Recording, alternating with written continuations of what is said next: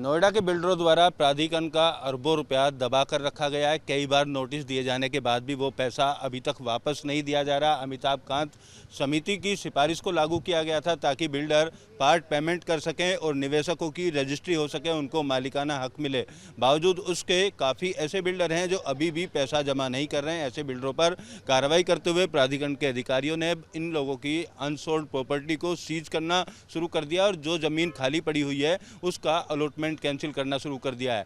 अब की कार्रवाई की बात की जाए तो 3 बिल्डरों के 13 टावर सील किए गए हैं। ये 13 टावर में बने हुए जो फ्लैट है, प्रॉपर्टी है, वो किसी भी बायर्स को बेची नहीं गई थी। लिहाजा अब पैसा वसूली करने के लिए तमाम बिल्डरों पर नोएडा प्राधिकरण के सीईओ के आदेश पर कार्रवाई करना शुरू कर दिया गया है। फिलहाल प्रॉपर्टी को सीज किया जा रहा है। इसके बाद इसकी नीलामी की जाएगी और नीलामी से आने वाले पैसे से प्राधिकरण अपना जो बकाया है उसको वापस प्राप्त करेगा। फिलहाल देखना होगा कि कब तक प्राधिकरण को पैसा मिल पाता है, लेकिन दर्जनों ऐसे बिल्डर हैं जो अभी भी प्राधिकरण का पैसा जमा करने के लिए आगे नहीं आए हैं। कोविड काल की 2 साल की ब्याज में छूट दी गई थी ताकि बिल्डरों को राहत मिल सके, बावजूद उसके अभी भी बिल्डर पैसा जमा करने के लिए तैयार नहीं है। नोएडा के बिल्डरों द्वारा प्राधिकरण का अरबों रुपया दबा कर रखा गया है। कई बार नोटिस दिए जाने के बाद भी वो पैसा अभी तक वापस नहीं दिया जा रहा। अमिताभ कांत समिति की सिफारिश को लागू किया गया था ताकि बिल्डर पार्ट पेमेंट कर सकें और निवेशकों की रजिस्ट्री हो सके, उनको मालिकाना हक मिले।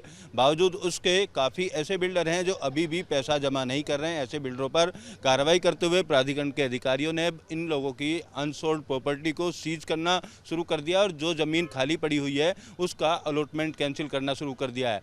अब की कार्रवाई की बात की जाए तो 3 बिल्डरों के 13 टावर सील किए गए हैं। ये 13 टावर में बने हुए जो फ्लैट है, प्रॉपर्टी है, वो किसी भी बायर्स को बेची नहीं गई थी। लिहाजा अब पैसा वसूली करने के लिए तमाम बिल्डरों पर नोएडा प्राधिकरण के सीईओ के आदेश पर कार्रवाई करना शुरू कर दिया गया है। फिलहाल प्रॉपर्टी को सीज किया जा रहा है। इसके बाद इसकी नीलामी की जाएगी और नीलामी से आने वाले पैसे से प्राधिकरण अपना जो बकाया है उसको वापस प्राप्त करेगा। फिलहाल देखना होगा कि कब तक प्राधिकरण को पैसा मिल पाता है, लेकिन दर्जनों ऐसे बिल्डर हैं जो अभी भी प्राधिकरण का पैसा जमा करने के लिए आगे नहीं आए हैं। कोविड काल की 2 साल की ब्याज में छूट दी गई थी ताकि बिल्डरों को राहत मिल सके, बावजूद उसके अभी भी बिल्डर पैसा जमा करने के लिए तैयार नहीं है। नोएडा के बिल्डरों द्वारा प्राधिकरण का अरबों रुपया दबा कर रखा गया है। कई बार नोटिस दिए जाने के बाद भी वो पैसा अभी तक वापस नहीं दिया जा रहा। अमिताभ कांत समिति की सिफारिश को लागू किया गया था ताकि बिल्डर पार्ट पेमेंट कर सकें और निवेशकों की रजिस्ट्री हो सके, उनको मालिकाना हक मिले।